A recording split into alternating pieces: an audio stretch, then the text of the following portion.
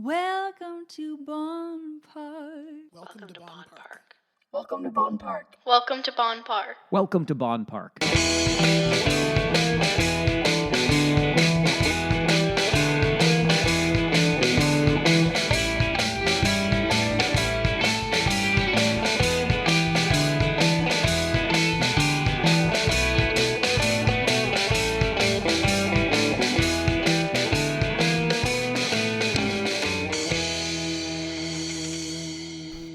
Tonight, we have the girl who soaks her prints, photographer Sara Fleiszig. Yeah, I'm really excited to talk to Sara. We have a special close relationship, which we'll get into, but Sara really surprised me with her style of photography. There's just something really special about what she's creating here, and I want to talk to her about it more. Her work is so evocative and so full of color and layers of imagery that I've seen only on her website, but I'm really looking forward to seeing some of it in person tonight because she brought some of it with her. All right, let's talk to Sara Fleiszig. Sara, thank you so much for being here. I'm really excited. It's going to be fun.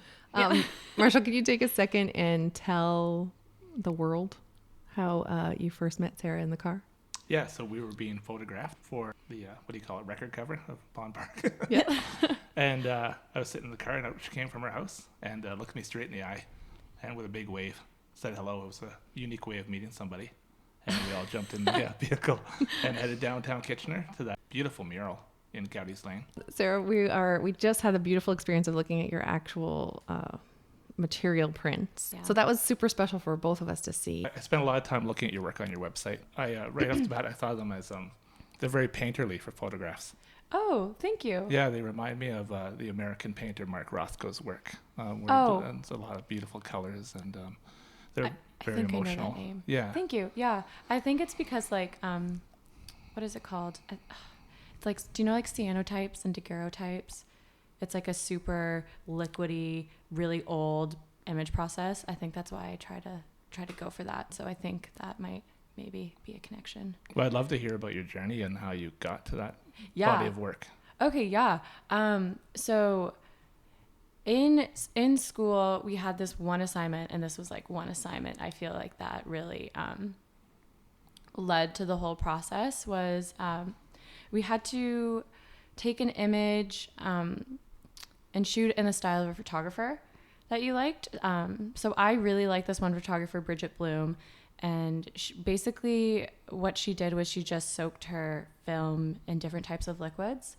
So I reached out to her actually through an email because I was like, I don't know, what do I have to lose? She's not going to respond to me, or she will, and that'd be amazing.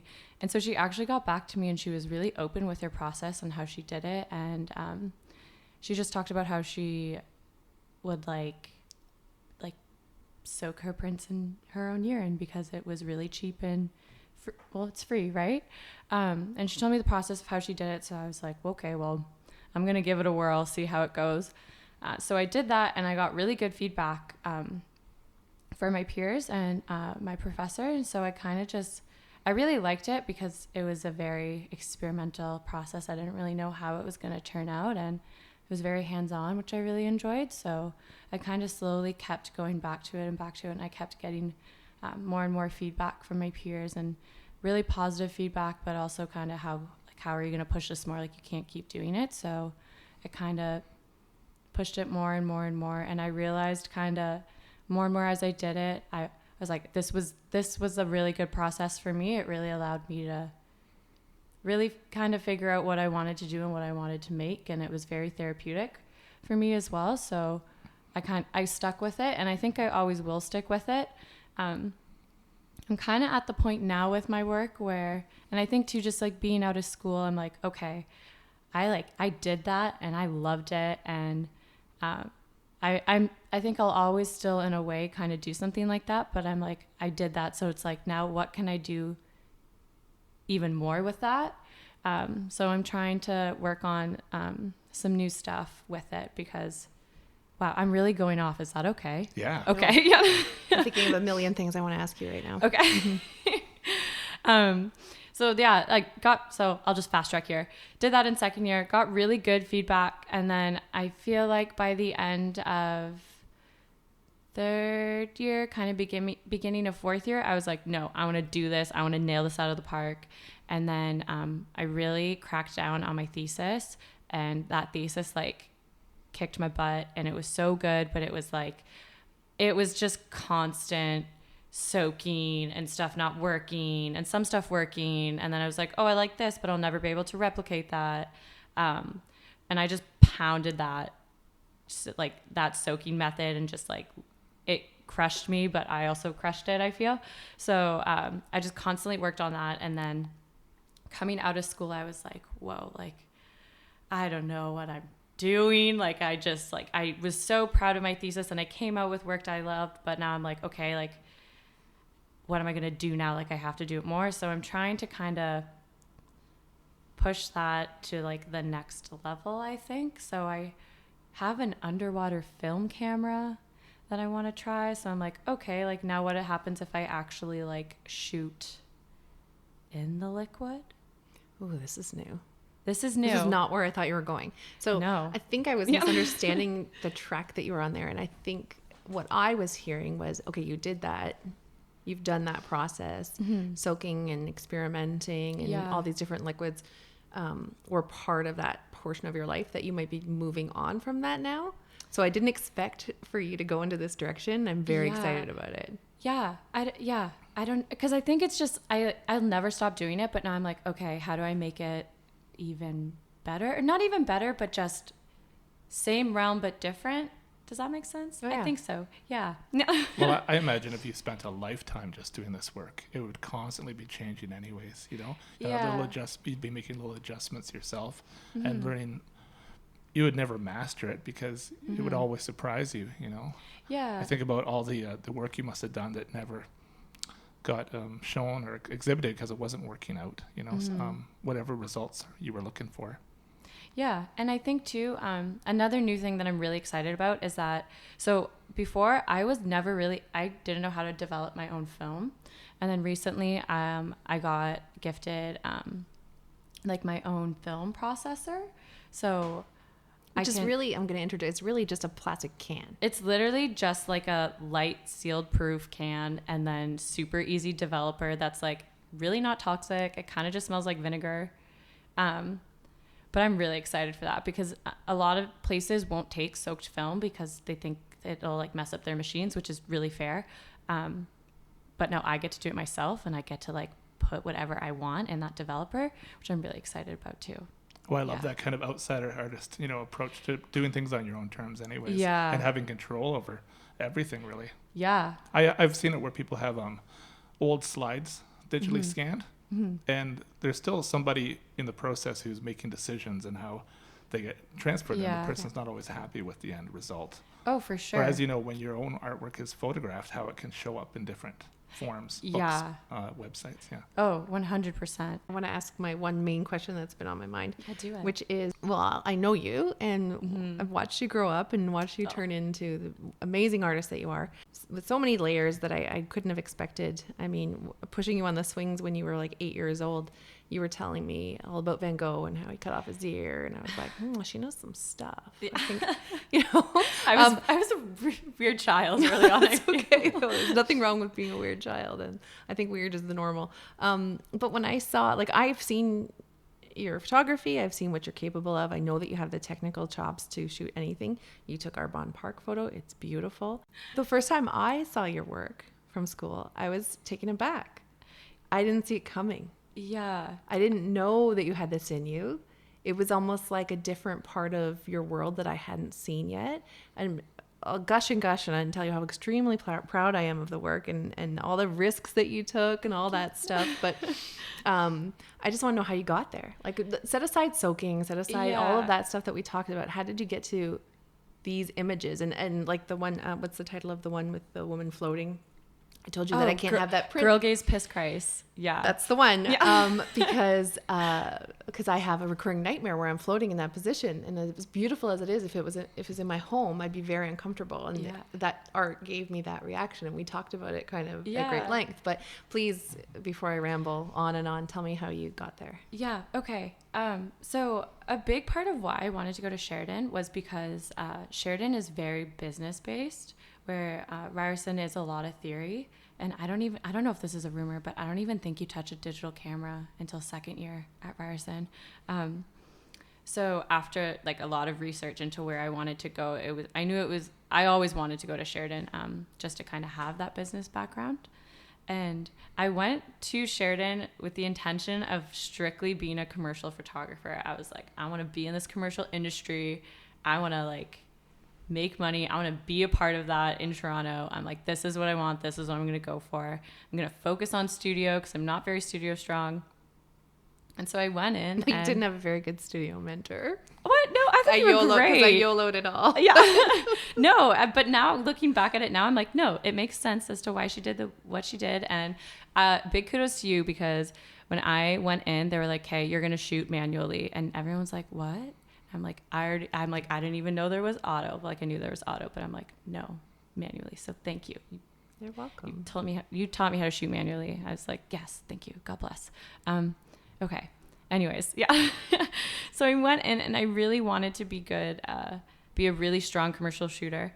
And then as I kept going on and kind of doing more research into photographers and images of what I like and what I didn't like, and this idea of like the conceptual process and kind of looking deeper into things, I was more and more intrigued to it, because I think everything that I had known prior was on like the studio commercial realm of it. So it was kind of this new thing that I hadn't really, I feel like deep down there was a part of me that really wanted it and understood it, but I hadn't really had the chance to look at it. And so it was really exciting, and I kind of trying out things more and more. I was like, I don't really think I like fashion, and I don't really think I like food or product just because it is so controlled. There's not really not that there's room for error, but I don't really think there's room for imperfection, maybe. Yeah, imperfection. Yeah. Or I don't even want to say risks, but it just wasn't it wasn't like satisfying, I think, the failure in me that I wanted to get. So then there was this one assignment, and I was like, it was kind of like the free realm of like, do whatever you want. And I was like, whoa. Yeah. What is that? Did you ask yourself that question? I was like, wow. I was like, what do I want to do? And so after doing some research, and I really focused on this one photographer, Anna Atkins, who was kind of like the first female to make photographs. And they were like super beautiful and just like super color. It was just like, I want to say it was a cyanotype. I hope I'm saying that right. But it's just basically she took leaves and like pressed it on this photographic paper, and it made like these beautiful foliage images, but it's all blue and it's gorgeous. And then kind of I was like, okay, well, how can I create that not using that?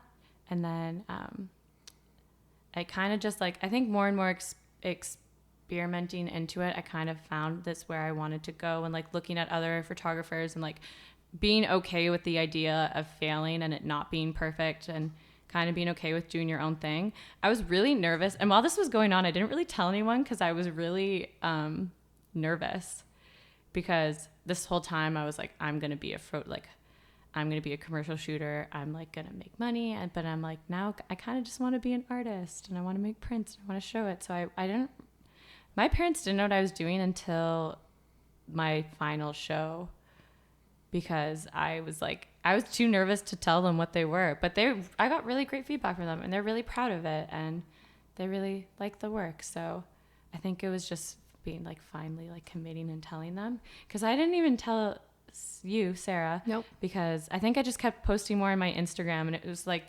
it's funny if you look at it, because I kept my old work because I'm like, I got to keep it there to keep me humble. You have to keep it forever. Yeah. And you kind of see the process, I think, of where it turned. The position of your models and the like the places where you take them, and how some of it's very dreamy. Very dreamy, and some almost disembodied sometimes. Mm-hmm. Marshall made the comment that it's almost like illuminated ghosts or something like that. Yeah, when I was a kid, I loved looking at pictures that in books that said these were ghosts, and I think we were double exposures a lot of time. And Yeah. whatnot. But those always really captured my imagination. So when I saw your work, Sarah, it really resonated with me. It was like this swirling kind of, it's like swirling electronica music or something that just takes you to another place and time, and so dreamy. And I know that piece you spoke of where the woman's, the model's floating. Yeah. And then some of your pieces are like, I think your work is representational abstract, but some of your pieces are completely abstract. Yeah. There was a point when I was soaking and I was explaining, I said, I wanted to create images that looked like a galaxy, like could look like it was a galaxy, or could look like it was like so zoomed in, it was like microscopic. So kind of like that scale, I think, of where I wanted it to be, like so to the point of where the image is like nothing almost, I guess. Like you can't really tell what it is. And so there was a piece that I made, and it was, I had it at my show in October. It was called Self-Portrait, but it was literally just, I took 35 millimeter film. I didn't shoot anything on it. I like had soaked it in my own pee, and then I developed it, and it was just like these super black, they were just black images with like these waves of like purple and blue and green, and to me it looked like it could have been like a microscopic image if you had like taken a sample of a part of my body. And that was like, that's what I've been trying to say. Like I finally got it. So, and then that was kind of, I'm like, it's so distorted, but then I've used that like overlaid on different images as well. I think what's so compelling about your work is oftentimes in it you provide just enough information for the viewer and that they feel compelled to fill in the blanks, like they kind of build the bigger story around it. Or the other thing I thought about when I saw your work was I had a art instructor named Art Green. That was his name. Art Green? Yeah, at the University of Waterloo. And I'll never forget how he said, with a really good painting, if you had like a 12 by 12 inch painting, say, you should be able to cut that up like in a grid into like 20 little pieces, or I don't know how much that adds up to, 24 anyways. And every one of those 1 inch pieces of squares should be a really good painting in itself. And that's how I think of your work, that you basically, if you cut it up into a grid, they're all beautiful little abstract pieces. Yeah, I think, well, I really, and this is me personally, but I really romanticize the idea of painting. Like, I think when I imagine painters, I'm just like, they're just in their studio throwing paint around on these beautiful papers. And I've never been like a great painter. Like I like it. It's like very therapeutic, and I think it's so cool, but I could never really, I think, get good at it. So I guess that maybe now I'm thinking about it, I'm like, maybe this is my way of painting. I think of them as paintings. I really do. I'm like looking at it and I'm like, well, because I use a tablet too, right? To like brush stuff in Photoshop. And I'm like, maybe that's like me. It's like the movement of, wow, huh. You took me somewhere, Marshall. Yeah, that's what this is all about. Can you talk about the different fluids and how they react, like the first time you would have seen them react to your prints and what you observed? So it's kind of funny because no matter what liquid you do, and no matter if you do it for the same amount of time, it's always going to be different.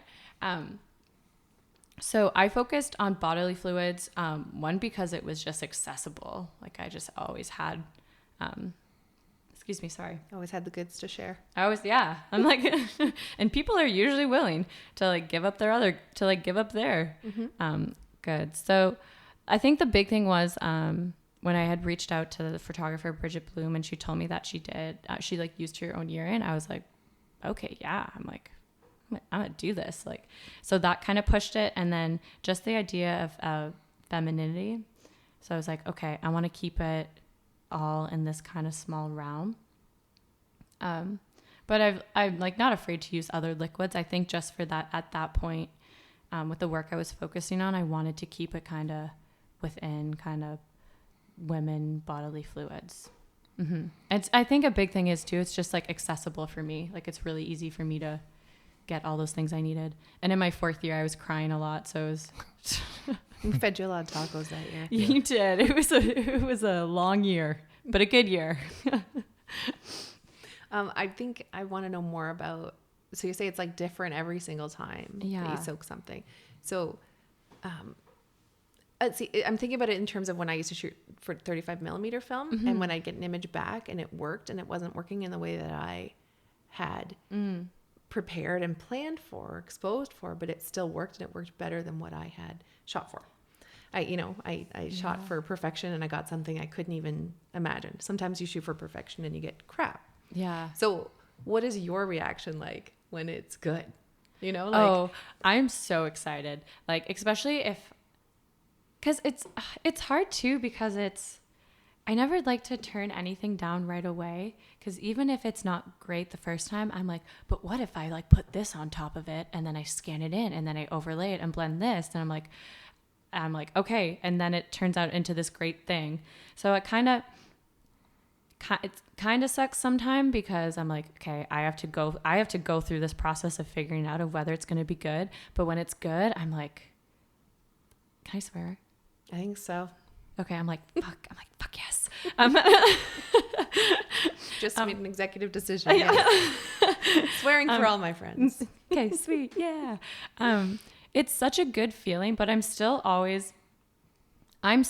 and I'm so proud of it, and I'm like, I feel so good. It's just like, I don't even know how I can explain it. It's just, I think it's just with anyone and what you do, if it's something that you're passionate about or that you love, it's just like, you're like, I fucking rocked that. Like, it's just, like even just thinking about it, I'm getting like so excited about it.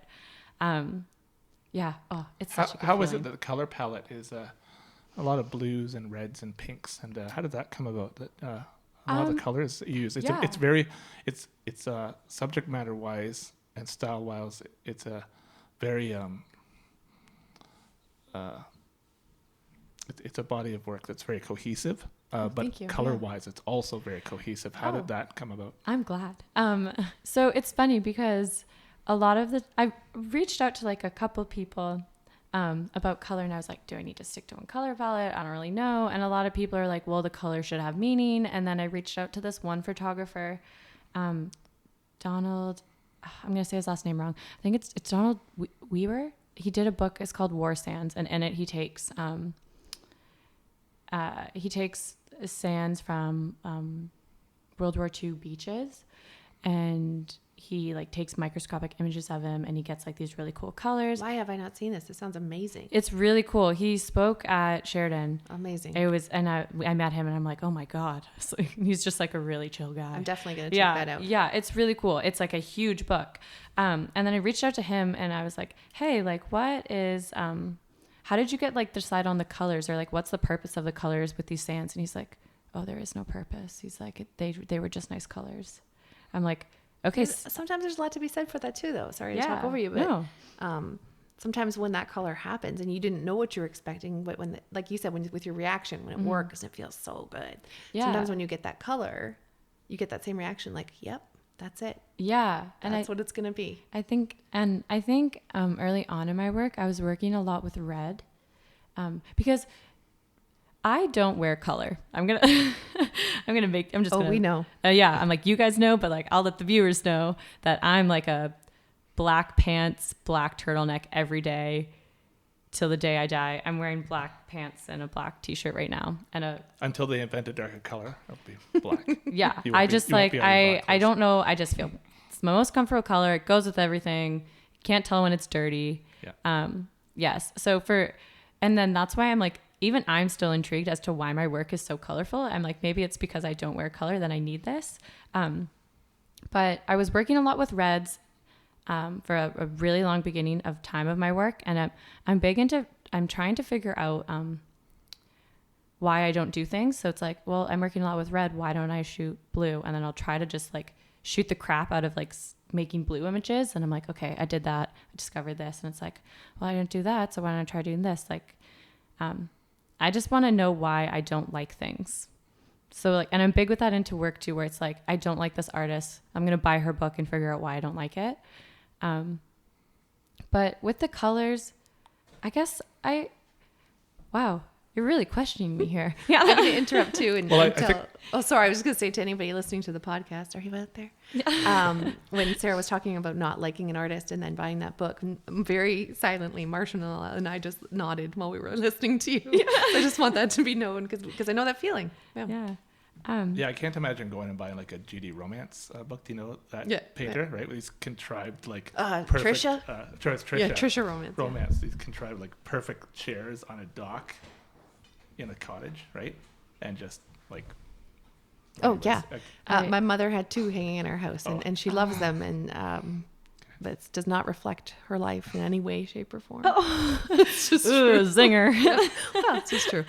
With color, Sarah. I think I remember I had another different instructor at U of W who said, unless you need color, everything should just be black and white. Like until you really need color, like Really? everything should be in black and white. But I feel like the color plays a essential role in your work, and it's part of the emotion, that profound emotion that you can feel in looking at your work. I can't imagine it not with color, even though you have some pieces that are more I have some sepia toned or monochromatic. Yeah.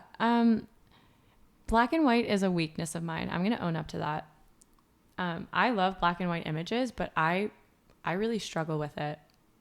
And I'm trying to, sorry, excuse me. I burped there. I apologize. It's a viewers. sparkling Yeah. I'm trying to work on it because I think you really need to know what you want to say if it's black and white. Just because you don't have color, right? So it's like, what are you trying to get across? I think because color is very important to me, I think it can completely change what you're trying to say. And I'm really trying to work on that as well. I've been shooting a lot of black and white film. Haven't developed any of it yet, but I'm curious as to see where it'll go. I feel like you're gonna add color. Probably. Yeah. I'm probably gonna like soak it in beet juice and it'll be pink. She'll be and- down at the local Lowe's. Lowe's isn't a sponsor, but you could be. Yeah. Call me Lowe's. I feel like you'll be down there getting some paint, doing some splatter work. Yeah. Because I'm speaking to 2 photographers here, I want to ask about. Oh yeah. Two Sarahs. So when you approach somebody to be a model for your, photography, Yeah. which is different than a life drawing model, Mm-hmm. right? It's very different in many ways. I guess what you do sometimes is you show them the work you have done, and you say, Mm-hmm. "Are you good for this?" Yeah. And if what they see is comfortable for them, then they agree to it. And I imagine your work is, when somebody sees it for the first time, they think, maybe somebody who wouldn't consider modeling goes, "Oh, I can do this. I can see how I'm being treated in this photograph in this very kind of, again, somewhat abstract way." Yeah. And where it isn't about photographing people in high detail, high definition. It's again I keep saying painterly, but it's almost like you're doing somewhat of a representational abstract painting in the ones where you have a model. Oh. Yeah. Wow. So how's that experience been, bringing a model into? Yeah.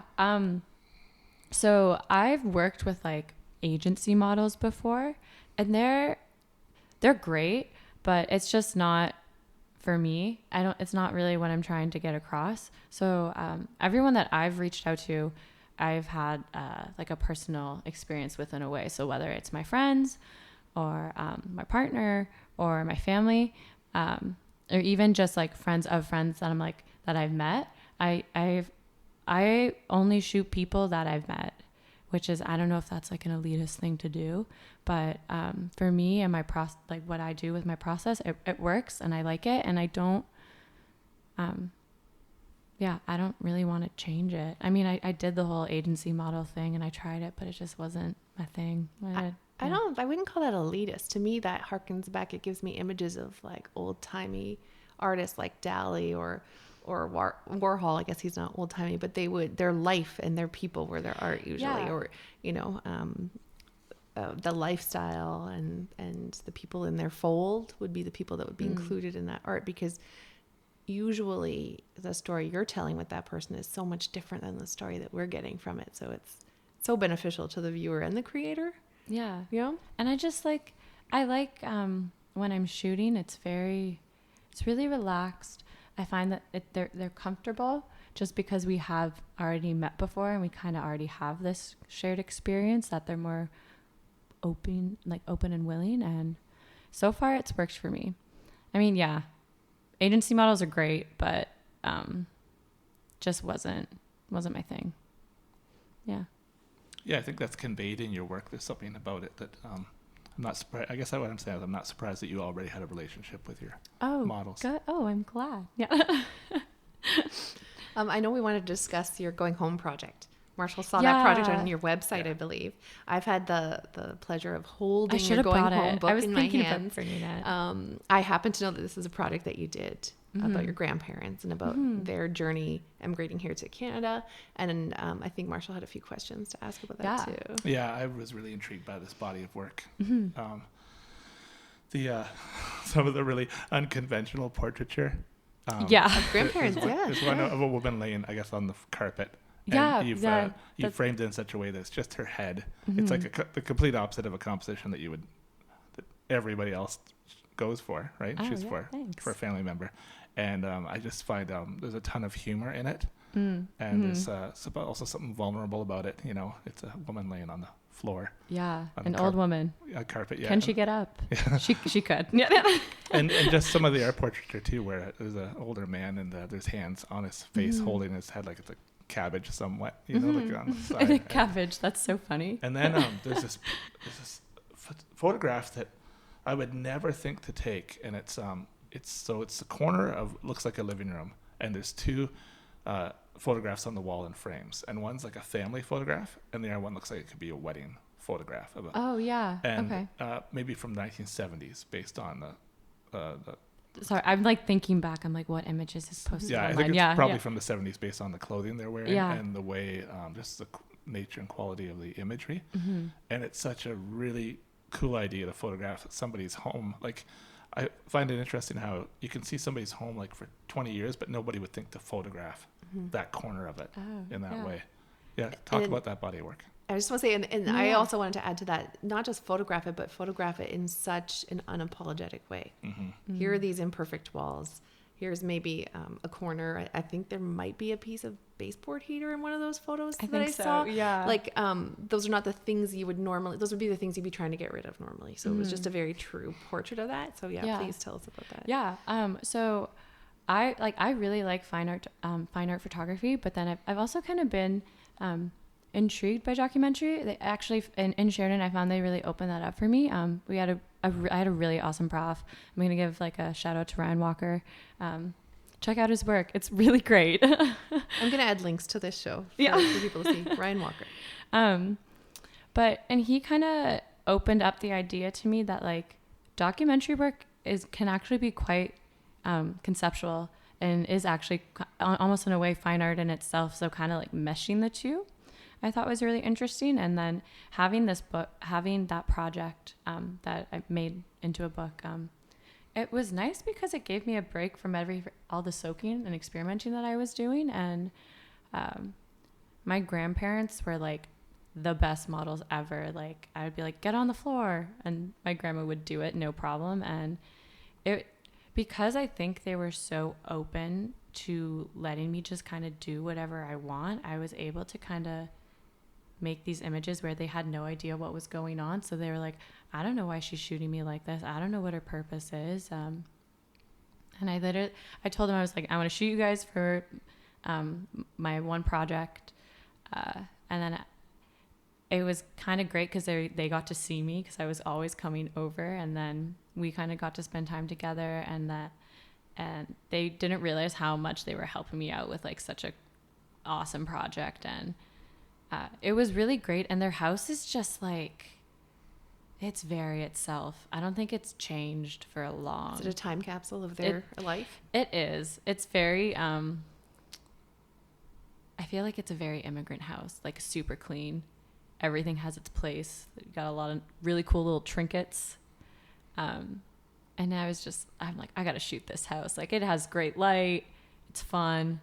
And then the project worked out so well. And this is so bad, but like I didn't show them the final product until they came to the show, and I showed them that, and my grandpa cried, and then my grandma's like, I went home later and cried, and I was like so happy that I had gotten that reaction. But it was such a good feeling. I was like, yes, but like, I'm sorry you cried. For me, what was so powerful of it was, first I want to say that was a gift that they gave you by letting you photograph them. 100%. Yeah. And secondly, I think those photographs will resonate with anybody. Like for me, it awakens some long dormant memories of homes I remember and my childhood home, and the way people, I guess, celebrate themselves within their home, by surrounding themselves with the things they like and things that are important to them.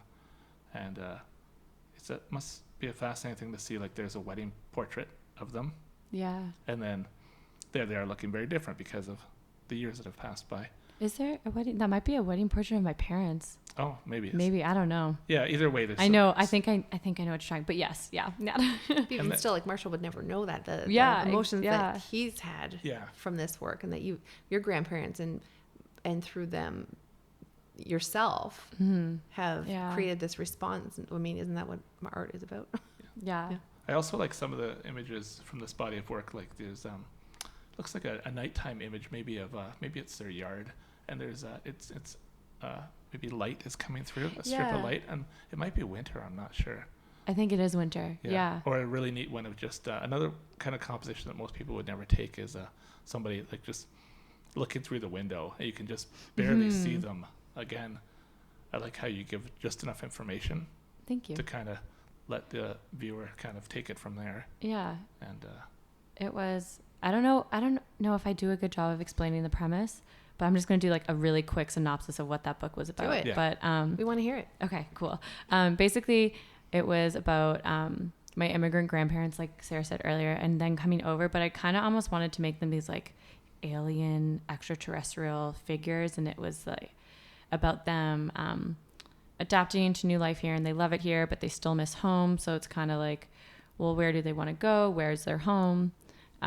So it was fun because I kind of got to add that like unknown element of like, are they human? Are they aliens? So yeah, that's kind of sorry. I always think of the cultural duality people must feel when they come from Europe here and then go back. Yeah. That's such a good point, because when you just said that about the alien figures here, that never crossed my mind looking at those photos. What I saw was and with the Going Home title about how they came here to Canada, what I saw was, oh, you've made this incredibly long journey. You've left everybody behind. And now after decades and decades, life is still just life. It's a little bit mundane and disjointed in your house. And you're just going about that business that is it was very private to me. I felt those images were very private, and almost as though no one was taking them, that you were peeking into their life. Kind of, I don't know if this is the right word, but a bit of it like a voyeur. Yeah. Kind of totally. Looking in. So I like how when we started talking about this body of work, you mentioned that you were taking a break from the soaking. As though the soaking is something that can feel probably arduous at times, and almost like persevering in the face of near constant frustration when it's not going well for you. Yeah, and it's just, I think it's important to kind of step back and know that it's okay. Like, I think it's really important to know not when to make images. I read this one article. It was from PDN, and it was just talking about this woman who had like won an award through them, and she was just saying, I think it's really important right now to know not when to make images, because they've become so ubiquitous that it takes you away from life that allows you to get like more experience to make better images. And I was like, agree more. Yeah, I'm like 100%. Like, we are literally shoved with so much work in our face that I think it's really important to kind of like take that time. So, and after I heard that, I was like, yeah, I'm like, you tell him. It's so true though. So true. Yeah. Yep. Yeah. So it was really nice to kind of have that project. Just checking the time rudely. No, do it. No, not rude at all. Where are we going? No. Where are you going? Yeah, where am I going? A really great question. Oh my God. I have no idea. You're going a few places that are in the calendar. And yes, I definitely have like a plan. I loved school so much, and then it ended, and I don't think I touched like a digital camera for like 3 months, which was like the break I needed. I shot a lot of film, but it was so nice. And I remember like having this crisis of like, what the fuck am I going to do? Like, I'm out of school. I have debt. I don't know where I'm going to go. But I've realized that if you really want something, it'll work out. So I've been very lucky with freelance work that I've got. I've kind of always been able to kind of have a job, and I'm like, I still need to keep shooting or else I'll lose it. And so right now I'm kind of just focusing on paying off my debt, continue shooting. I'm trying to make a new body of work because I focus so much on like Soaked and In the Womb that I'm like, okay, so what's next? So I'm hoping to focus on that. I'm taking, I got accepted into this class in Toronto, and it's like a curatorial work camp. So it's all kind of about the process of making a show. And it's like, well, how do you find these artists? What's the theme of your show? How are you going to display it? And it's like, it's so cool. I love it. We get to go to like all these gallery visits and like studio visits. And it's a really, really great group of people. And I got to meet new people, and my instructor's awesome. And yeah, that's so sick. So I have that going on right now, and that goes until the end of October. And then I want to get my master's, not this September, but the next September. But I'm kind of at this cross point. It's funny that you asked me that, because I've just started to think about it, because I'm kind of at this cross point with my master's where I'm looking into applying. I don't know if I want to go into something more like research, archival based, or if I want to go into like being an artist still and like creating art. So I need to figure that out. And I talked to my mom about it, and she's like, only you are going to know that. So I was so worried that I was just going to be known for having that one style and only be able to shoot that one thing. So I was like, I'm like, I don't want to peak now, and I don't want to have my style now. I don't think anyone, I don't think I'm old enough in what I'm doing to like be That's like, a great perspective. Yeah, you need time to grow and change. You're not supposed to be one thing forever. No, and I don't want this to be my peak. I'm hoping I'm gonna get better and like keep going. So I guess it's just for me, I'm like, I did that soaking thing. I'm like, I want to try to do other stuff just to even myself know. I'm like, am I good at this? Do I need to work on this? So I've kind of been shooting like a lot cleaner than I have been, I guess I just want to keep that open to myself, that I'm like, no, I can still do this. I'm not just hiding behind these soaking methods. Like I can take a crisp photo, I promise. So Sarah and I sometimes talk about how with art, it can be like a cause and effect thing. It's like you do this body of work, which is setting up the next body of work. It almost it's like it's writing its own journey. Yeah. And good or bad, there's, I think with writing as well, it's kind of like you have to get some of this stuff out before you can get on to the next piece. And I'm glad you've had such a successful body of work. Thank you. Wow. The girl who soaks her prints. Yeah. But I'm not entirely surprised that you've stepped over to this space now and shooting something really clear and crisp and again, equally provocative. Thanks. They're I'm beautiful. still trying, I think, to figure out kind of where I want to go and what I want to say with it. But I'm okay with figuring that out right now. I'm at this point now where I have time, and it's only a dangerous time for an artist. Yeah.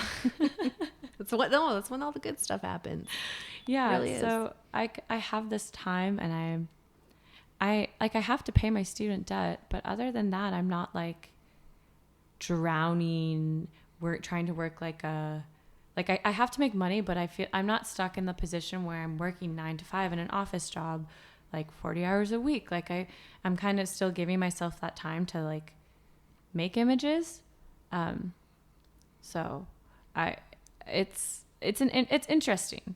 I mean, there's definitely times where I'm like crying and I'm like, I wish I had a grown-up job, and I wish I didn't have to. You don't. I hear you. I do. I hear you. And then again, I'm really kind of grateful that I'm in the position where I have this time to figure it out, because I used to think it was a race to like go to the next thing, but I think that's a natural feeling as you're making your way through school, to think that the next thing is a race, but it really doesn't have to be. Yeah, I remember that. It felt like a race. It felt like competitive in a really ugly way when I look back at it now. And I think for me, I was constantly seeking some kind of validation, almost like trying to tell everybody, see, see what I can do. Yeah. You know? I know some stuff. Yeah. And I think it's funny too, because I've noticed people are like, oh, so how are you doing? And like, I always, and this is always the first thing I say. And I'm like, I'm actually okay. Because they're like, oh, I'm like, but I feel like I am okay. Like I'm proud of everything that I've done. And I'm kind of just like, okay, I did that. I need to do something better next time though. Like I need to like try bigger and better things. And I'm proud of everything that I think I've done from like graduating school to where I am now. So I just gotta like keep doing it. I can't stop. If I stop, it'll be bad and I'll be stuck in KW working a job. I don't know. I can't stay here. I think it's natural, definitely, to feel like you want to go out and explore. I want to give you a small piece of unsolicited advice, which is don't focus on bigger and better. Just focus on taking bigger swings. Yeah, I think that's a good way. Yeah, just punch for it. Just reach for it. Just go to those places, and they're going to come naturally because you've tried different things so far. Any listeners didn't get to hear that we were looking at Sarah's new work. Well, you didn't get to hear what they look like, but I'd like to link to those once they're on your on my website, or your I need Instagram. to update it. Yeah. Also, because I'm twice your age plus, I have this ability to kind of, with hindsight, say that this is an incredible time in your life creatively, whether you realize it or not. Like that's why, Paul McCartney wrote a song yesterday when he was your age.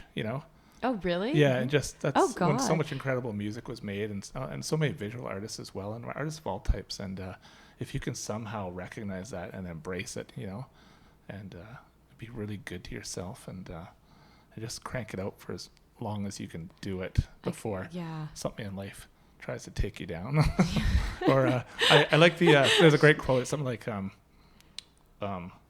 life beats down and crushes a soul, but art reminds you that you have one. Yeah. And I always think that's true, because as the years move on, there's all sorts of things in our society that just keeps be trying to pull us into some place that is not good for artists. Yeah. Yeah. It's not one of the things I've been hearing a lot in social media or in writing or wherever I'm getting my information from, which is probably a Twitter feed. Not a great place. Is that young people and people between our ages are remembering to remind themselves and remind others that the world will always need art. We're always going to need doctors. We're always going to need barbers. We're always going to need engineers and scientists and all of those types of things, tradespeople, teachers, all of those wonderful jobs. But we are also always going to need art. And it's an important time to be involved in that art because there's a lot to say. Yeah. And I don't know. I feel like this is a very kind of interesting time right now for art, because I think it's at a point, I think, where art has become like a huge pop culture thing again, I think, where it's like it's very cool to like go to the AGO and stand in front of a painting and take a photo. So, and I think because it is so accessible now through like all these like outlets and social media, it's like it's funny because it makes it super accessible, which is great. But I feel like too, it's like, okay, I got some shitty images, but I also have some really great ones. So it's kind of like, just, I don't know. But I think it's super important. I think it's like, I agree with you. I think it's very important to always have this, or else we'd just be living in cement blocks and be wearing gray nightgowns. I heard an artist a while ago, I can't remember who it was, say how like art in a community and a society is just as important as the sewer system is to that. Oh, Yeah. And I remember thinking, well, that's not true. Yeah. but I think for the spirit, Yeah. it is. Yeah, for us spiritually, it certainly is. I actually, I have to, we were just talking about Gowdy's Lane early in downtown Kitchener, where there's some murals. Like before any of that colorful art was popping up in our little city, I would actually be driving around about my life just thinking to myself, there's another brown building, there's another gray building, there's another gray building, there's another brown building. Somebody just take a chance and throw some color up. Sometimes you just need to see, or white or black or whatever it's going to be. You just need to see something to break up that monotony. And I've heard similar responses from other people around town, like, have you seen this? And maybe a lot of it is selfie culture. So you can go out to these places and take pictures and enjoy them. But is that really a bad thing though? No, it's I don't not. know. I kind of have this inner struggle where I'm like, I'm really glad that it's kind of become this thing where people are like going out to see it. But I'm like, also, are you just like going out because it's the thing to do, or are you like actually involved in it and like kind of questioning it? I don't know. I'm kind of at that point where I'm like, okay, well, maybe ask yourself questions like, well, why don't you like it, or why do you like it, or are you just doing it to just do it? And I don't know if that's like a snooty thing to... No, if you're doing it to just do it, you're still going to get a response from somebody else, which is going to be positive or negative, which is going to somehow connect that community in one way that it didn't the day before. Okay. I think too, maybe it's just that, I don't know. I'm like, maybe more people just need to take a chance on it. Mm-hmm. I agree. Yeah. I think KW has really safe art. We do. I think we're branching out. I'm I excited hope to see the so. things that you take a chance on as you move forward. Me too. I love it. Where will I go? It's difficult too with public art if you're speaking of that, because that has Maybe to be, that's has to be it, funded right? by Yeah. somebody, and usually it's city hall people who are making these decisions on what goes up where. I actually really like the art at the Boardwalk, our shopping center in That stuff's Kitchener pretty Waterloo. sick. There's 3 awesome. huge sculptures. They're Kinetic really wind sculptures cool. by Ron Baird. Yeah, By who, sorry? Ron Baird. Ron Baird. Is he from? He's Around here? Southern Ontario. I can't remember what Okay, town. cool. But they're just big, powerful, incredible pieces. They're really cool. that are just, so many hundreds of feet away from Walmart and Adventure Right? Guide, Yeah. Dollarama, and they Something, it's something to look at. and they look different at all different times of day. Sometimes you can see the clouds reflected in them, And I think there's one with like, they're like fans and they move really, They move, yeah. They do.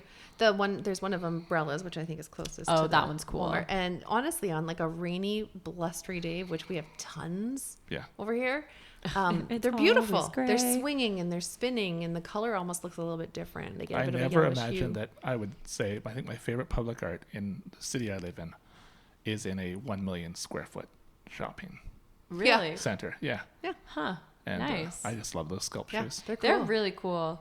And it's funny because I feel like the average person who's like definitely living there is like, that's really cool. Like even my mom was like, did you see that like that fan sculpture with all the blades? I'm like, whoa. I was I'm like, very excited about them. It's neat. I like it. I thought it was going to be another garden full of daylilies and Oh, the surface worst. berries. And, Yeah. I mean, at The least there's worst something, too. gardens. Can I ask a final question? Please. Yeah, Sarah. Looking at your prints today in person was really powerful.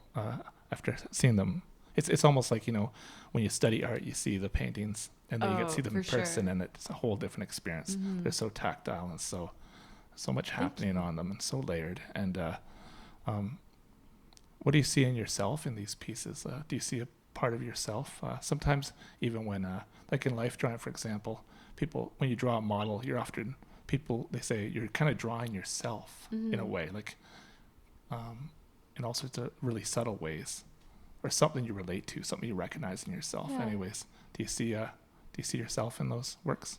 I do.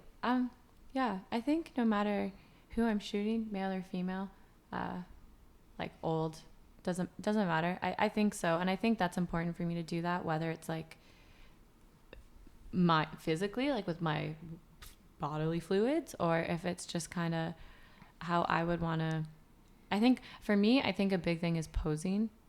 I think how I would ask models to pose is very reflective of how I would want to be in that situation. I think it's very, to me, it's just like, I gotta be a part of it, or what's the point? Yeah. Like, yeah. And I think because it is such a personal thing for me, it's like, yeah, I have to do it or else I don't know what I do, to be honest. Yeah. Yeah, I think your work is deeply personal. Like that's why it's so evocative and why you get the reaction you do from it. Thank you. What are your top 3 pieces of advice for somebody starting out? Be open to failure. It's okay. Sometimes it sucks, but like just let it happen. failure, super important.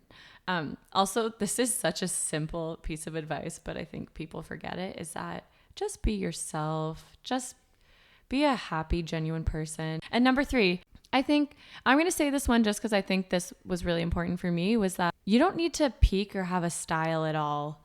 Like we're all young. We're all starting out. Like, just shoot what you like and shoot your age. Don't try to, I think kind of going back to the one I said before, just like be yourself and shoot what you want. Because if you really want it, it's going to work out. Yeah, that's it. I hope that helps people. That's perfect. Thank Okay. you. So where can people find you? This is where I like hit up all my links. Yeah. At Sara Fleiszig. Should I spell my name? Yeah, please. Okay, so SaraFleizig. That's my Instagram. Or my website is just sarafleiszig.com, which is, I don't know if I should spell my name again. No, I think we can find it. I think it's linked in my Instagram. My Instagram's fun because it has work from like that I shot prior to getting into Sheridan, and it's just a laugh. It's a fun time, but I can't get rid of it. Nope, you gotta keep it forever. I gotta keep it forever. It's like keeping your old sketchbook. Keep you humble. Yeah. Thanks for all the incredible Thank you so insights, much. Sarah. No, thank you guys so much, and I think this is awesome what you're doing. This is like pretty high tech. Yeah, thank you. Yeah. Thank you. We love you. Thank you for coming. Oh my God, I love you guys. Thank you. Bye. Bye.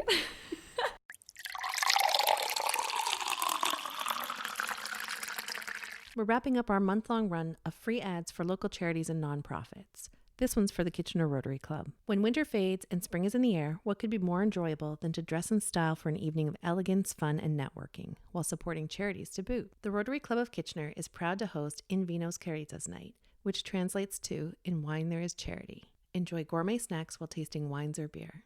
The event takes place on April 16th, 2020, from 7 to 10 p.m. at the Tannery in downtown Kitchener.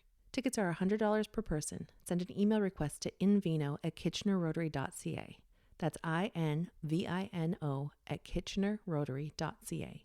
Enjoy the night and help raise money to support charities and bring hope to people in our local community and worldwide. Hey all, thanks for meeting us in Bonn Park. Please like, rate, and subscribe to our podcast on the platform that you're listening to. And follow us on Instagram and Twitter at Bonn Park Podcast. Original music by Alan Lung.